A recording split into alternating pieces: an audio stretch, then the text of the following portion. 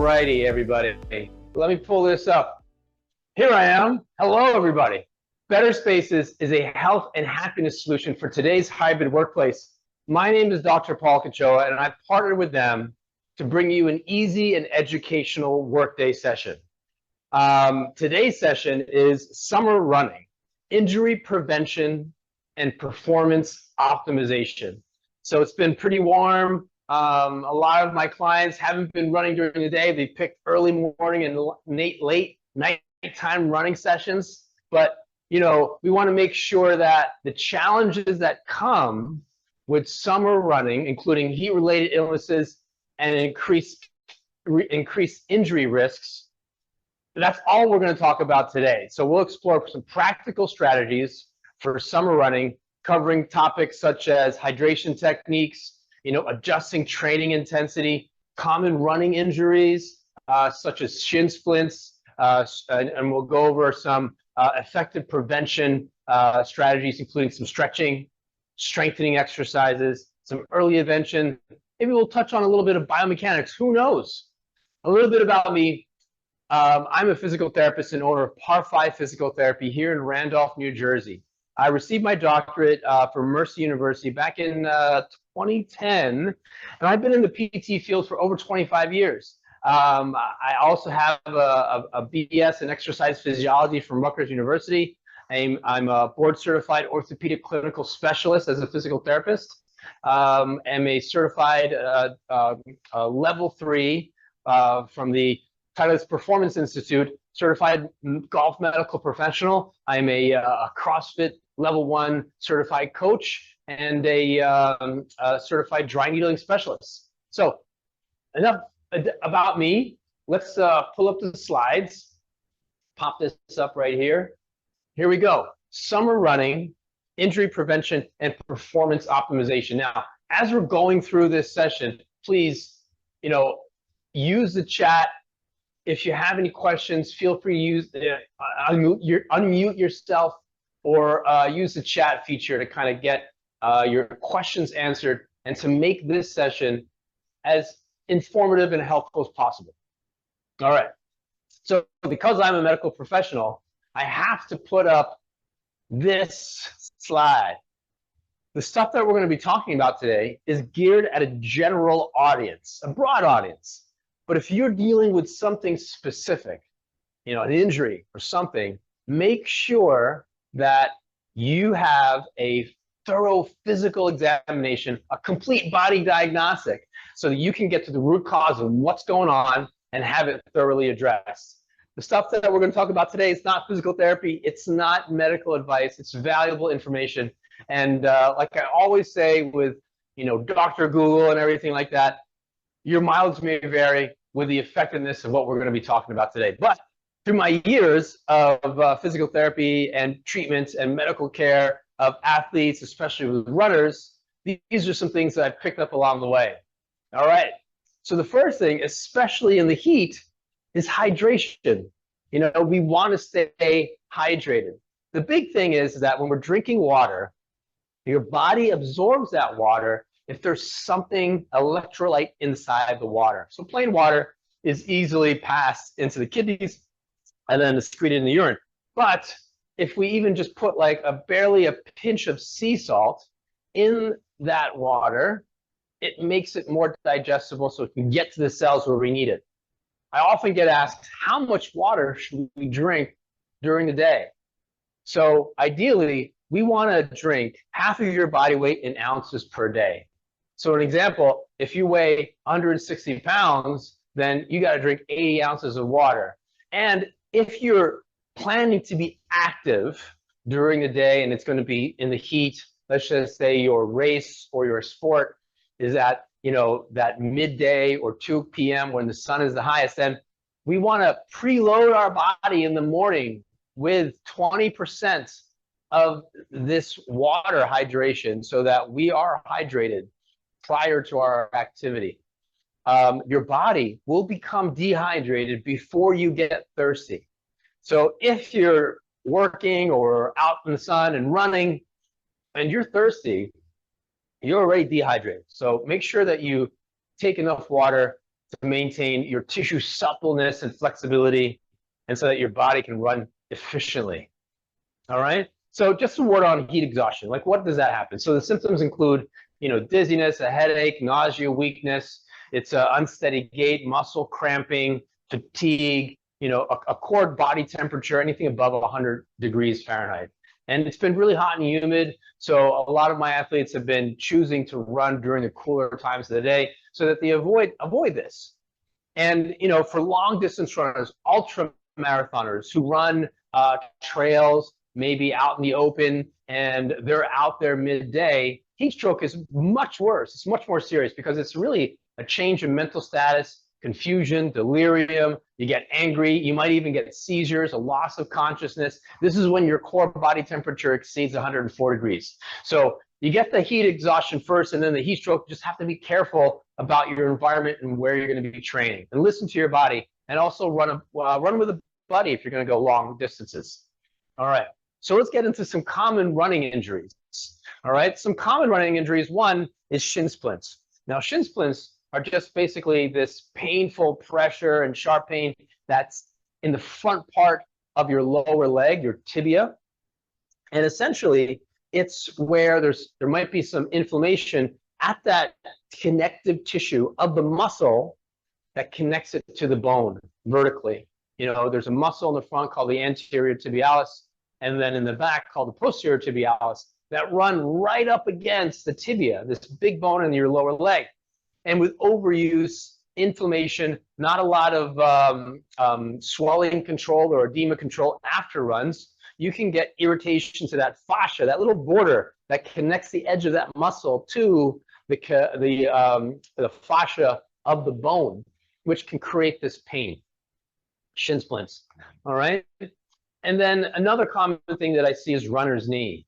Runner's knee is anything like you have pain on the front part of your knee, and that's maybe an overuse of the quad muscle. It's a muscle in the front part of your thigh that connects into your patella, your kneecap.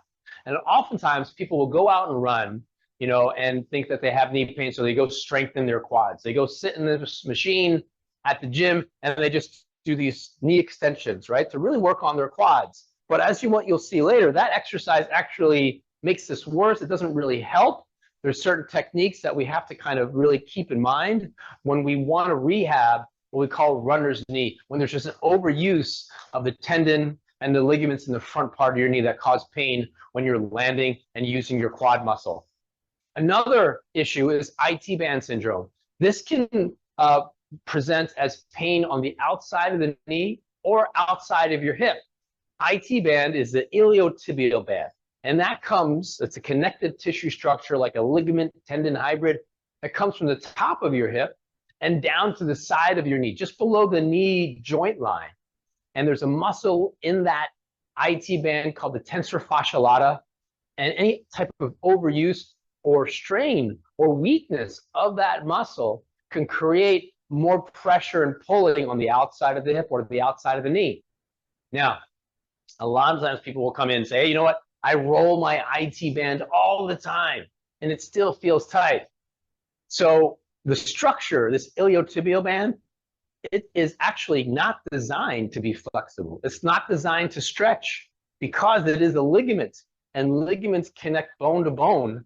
They're not designed to stretch. If you stretch a ligament, that's like a sprain, like an ankle sprain, where you quickly stretch that ankle ligament and then it hurts. So when you're rolling, you're not really trying to move or stretch that tissue.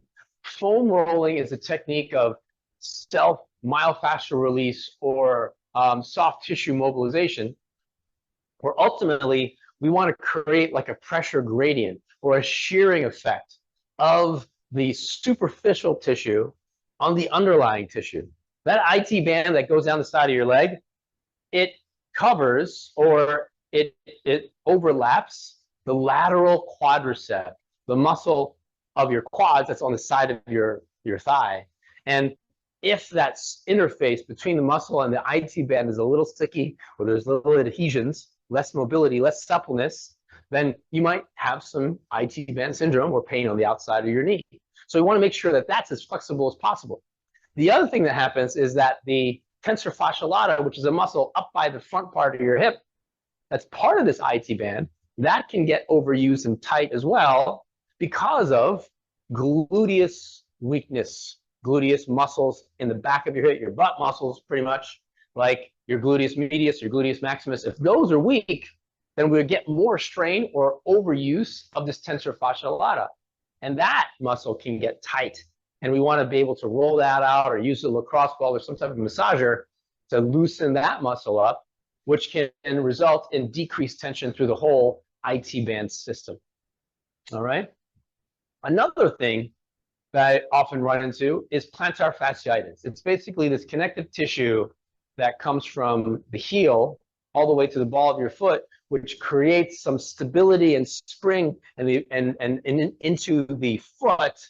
That plantar fascia can get inflamed or irritated at its insertion points at the heel, typically.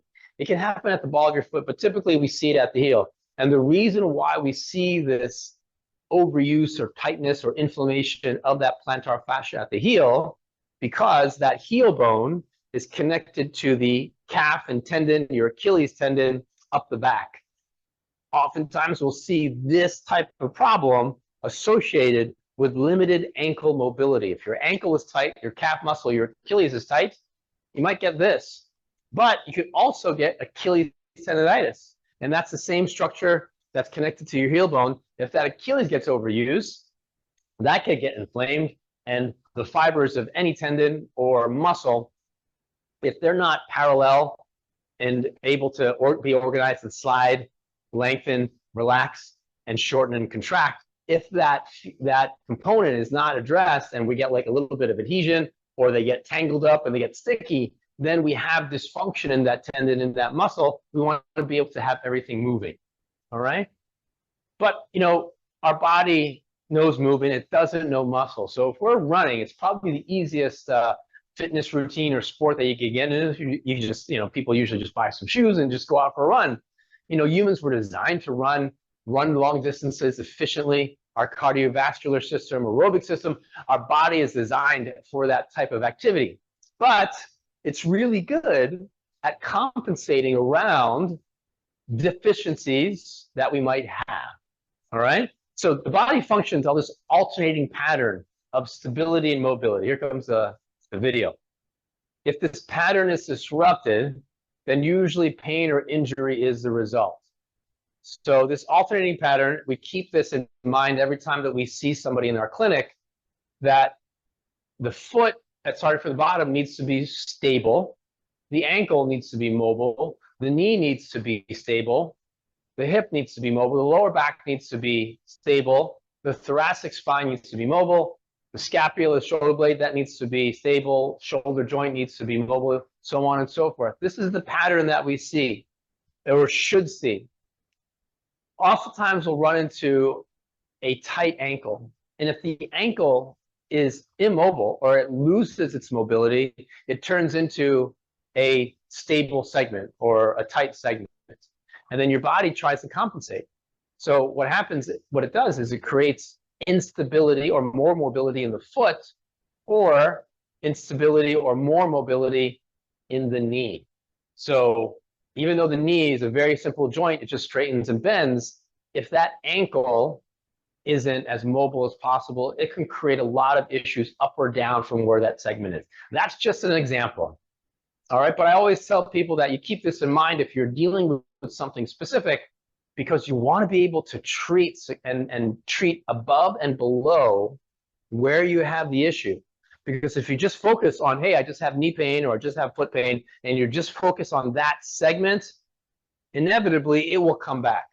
Our body is a connected system to system. So to solve issues or recover 100% and get back to what you want to be able to do without a recurrence of the problem, you have to address this entire chain. All right? All right, so our next thing we'll talk about is strengthening and stretching. What do we need to do to get our muscles and our tendons, our ligaments all flexible so that we can do what we need to do? All right, so let me pull up, let's get into this here. My two-shot. All right, I'm going to double check our chat here. We don't have any questions thus far. But anyway, here I am. All right, we got the camera. You can see a little bit of this one. Let's go over a couple of stretches first, all right? Because mobility is important, but mobility without strength and flexibility without strength is very dangerous. You don't have any stability. But if you have strength without mobility, that's completely useless. All right. So we talked about IT band and we talked about foam rolling, stuff like that. I got a foam roller right here. And what you do with your foam roller is whatever body part that you're going to be using, you want to be able to mobilize that tissue and do it for about 1.5 to 2 minutes to create some permanent change. So, for example, let's say I'm going to mobilize my quad here and that IT band, which goes down the side of my leg. So I'm going to lay down, and let me show you on this side. I can roll that out. You've probably seen videos of this all over the place, just going up and down. But we want to be slow, and we want to be focused on the areas that you have the most symptoms. So as you go up and down, you're basically scanning the area, just feeling it out. Like, all right, where am I the tightest? Where is it the most sensitive? And because the thigh is this three-dimensional piece of meat, we want to be able to go to the inside and roll slightly and get to that lateral quad as well. And then when you find that spot, you're just going to stay on that. Breathe in and out through the nose, 2 seconds in, 4 seconds out, so that you can relax your central nervous system and allow that muscle to relax as well. And then you can start to bend the knee and then straighten it. So what we do is that once we loosen it up a little bit with motion over the foam roll, we could pin that muscle down and stretch it out. So I'll show you on the other side here. I'll be turn around and do the IT band on this side, or the tensor fasciolata specifically. So that muscle sits in that little pocket beneath the pelvic bone and above the hip bone. And then it's a small piece, probably about 6 to 8 inches long, and you're going to kind of roll forward and backward over there and then do the same thing that we just did for the quad. 1.5 to 2 minutes per spot, right? We can kind of lengthen the leg back and forth as we pin that down to work that out. Now, tissue that is adhered and tight, it can be very uncomfortable to be on. But eventually, the more that you do it, the more flexible you become, the more supple that tissue is, the less uncomfortable it is. But that breathing pattern that I mentioned earlier, 2 seconds in, 4 seconds out, all through the nose, that helps to reduce that sensitivity, that pain, that discomfort. And at the bare minimum, when you stop, it shouldn't feel any worse. All right? And we can do the same thing for the calf. You know, flip it around, put it underneath the calf, and we can get through into that as well. So side to side, reposition this, and then we can get up and down. I'm moving my hips, I'm lifting with my hand and my other foot. Try to find a tender spot. And then, oh yeah, when I find one, I apply as much pressure as I can. If I need more pressure, I could use my other leg to push down, and I pin and stretch that tissue. Okay? So those are the common uses of the foam roller. Now, after we foam roll, we want to be able to lengthen that tissue. We're basically prepping that tissue for movement when we do the foam rolling. So starting from the bottom up, we're going to work on stretching out the calf. Now, the calf is tricky because, again, if your ankle is limited in its mobility, then you can go into the stretch and not feel it, or make your plantar fasciitis worse, or make your knee issues worse. So the bare minimum is you put your bottom part of your foot, the ball of your foot elevated, and your heel has to be supported on the ground. This can't be off of a curb or off of a step where your heel is not supported, all right? Because that'll put a lot of stress on ligaments in the midfoot, which can create worsening, you know, pronation or flat feet or stuff like that. So with your heel supported, your ball of your foot's on top of whatever you can get. Could be a book, a block of wood. I've got a half foam roll here. We keep the knee straight, and then we bring the hip forward. Stretches like this, static stretches, are 30 seconds, and we can do them after our run, all right? So we never do want to do static stretches like this prolonged 30-second holds of stretch prior to an activity, because that reduces the amount of stress or amount of tension and power that you can create in the muscle. So static stretches are done after activity. There's two muscles in the calf. We stretch with the knee bent or straight, and then we repeat it with the knee bent. Now this is from the side view. If we look at the front view, and this is where people mostly run into problems, is that we want everything to be totally straight. I set my foot so I'm straight. A lot of times with the tight ankles, you get set up like this. So you want to go totally straight. We have the knee straight, your pelvis goes straight. We don't want to have that heel come up or your foot kind of twisting out. When we do the version with the knee bent to get the soleus muscle, a different muscle in the ankle, we want to have that knee and thigh pointing in the same direction. Oftentimes people will do this new other stretch with this, where the thigh starts to point in a different direction as your foot. Well, that's not what we want. We don't want to feed into that faulty movement pattern. So we want to make sure that we get to this position, thigh and knee pointing in the same direction as my foot. So you can kind of see that difference there. This is good, this is bad. This is good, this is bad. All right, so that's the calf stretch. Now the quad stretch, front part of your knee, people are usually familiar with just kind of, popping this up and pulling up like this, right? So here are some key things that you want to keep in mind.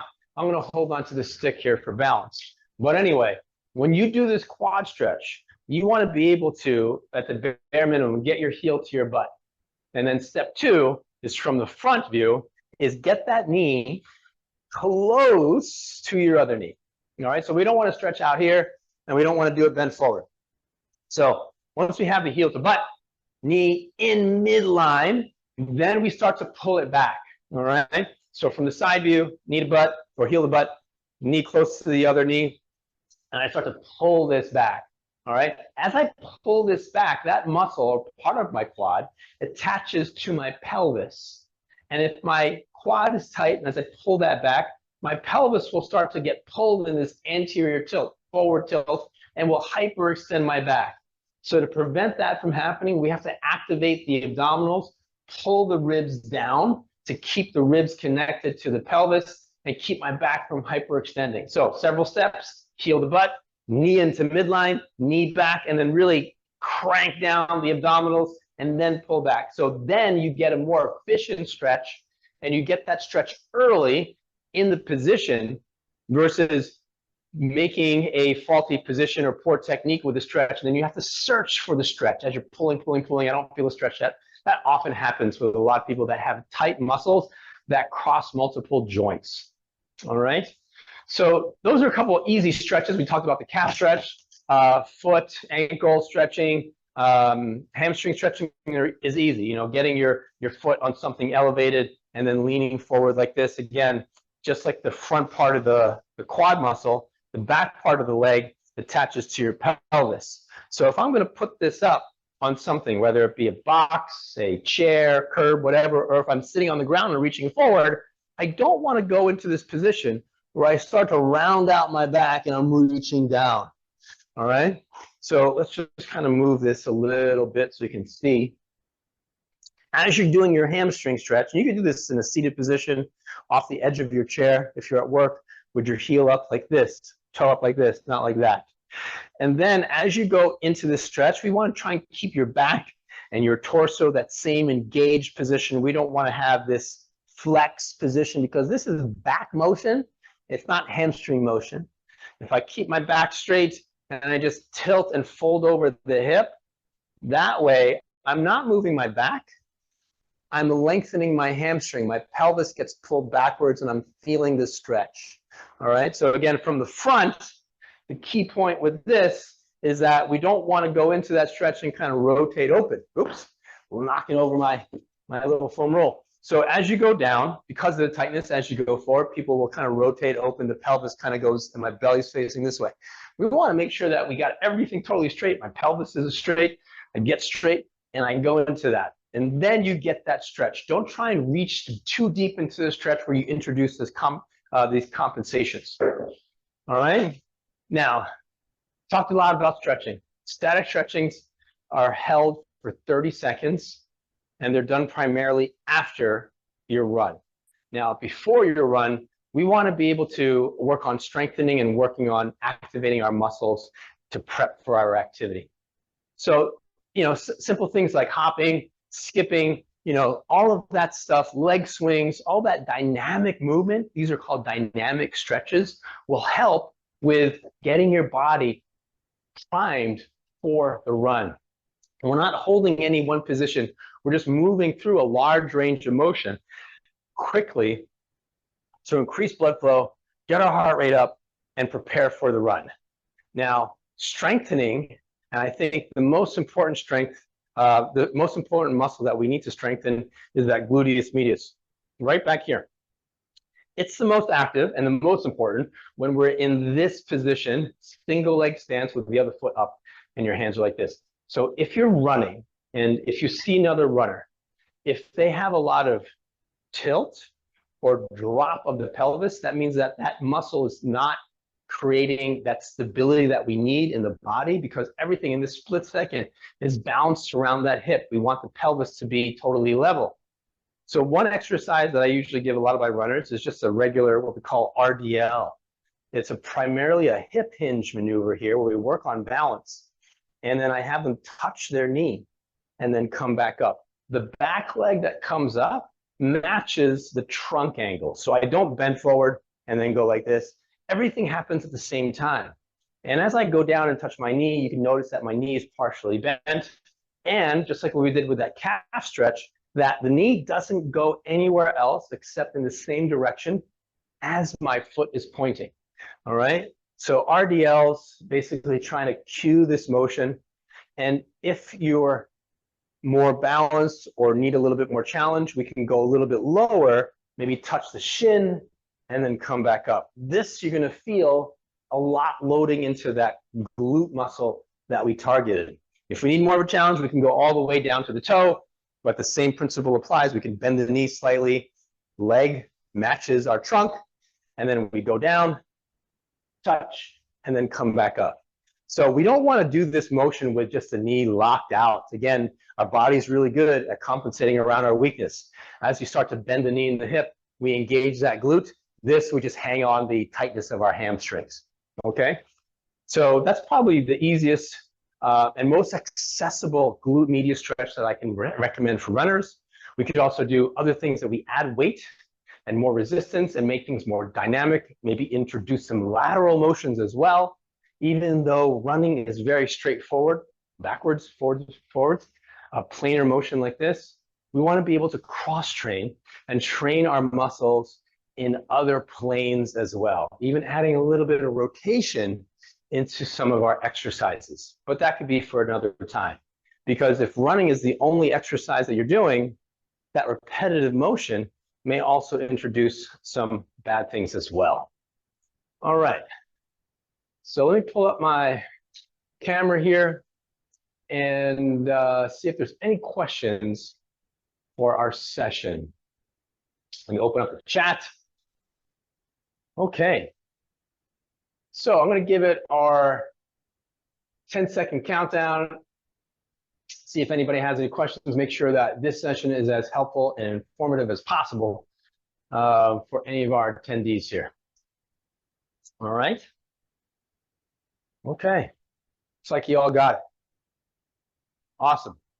All right. Well, thank you, everybody. Thank you for joining me today. You could look for this session and many more on demand on any of the Better Spaces apps. I'll be back Tuesday, August 20th at 1 p.m. for Summer Back Health. Summer Back Health, preventing and managing pain in the warmer months. As the summer starts to wind down, the end of summer, and our activities kind of lead us to be more outdoors, it's essential that our backs are well prepared for any of our seasonal activities. In the next session, I'll explore effective strategies for preventing and managing back pain during the warmer months. We'll learn about common causes of back issues, back pain, such as prolonged sitting during road trips, improper lifting techniques during outdoor activities, getting that cooler out of the trunk, and the impact of increased physical activity on spinal health. We'll discuss practical tips for maintaining healthy backs during the summer, including staying hydrated, like we mentioned today, to support the spinal discs, using proper body mechanics and posture when gardening or engaging in outdoor sports, and incorporating gentle stretching and strengthening techniques and exercises into warm weather routines. All right. So with that, any other questions, you could email me here at paul@par5pt.com or team@betterspaces.com. All right. Thank you, everybody, and be well.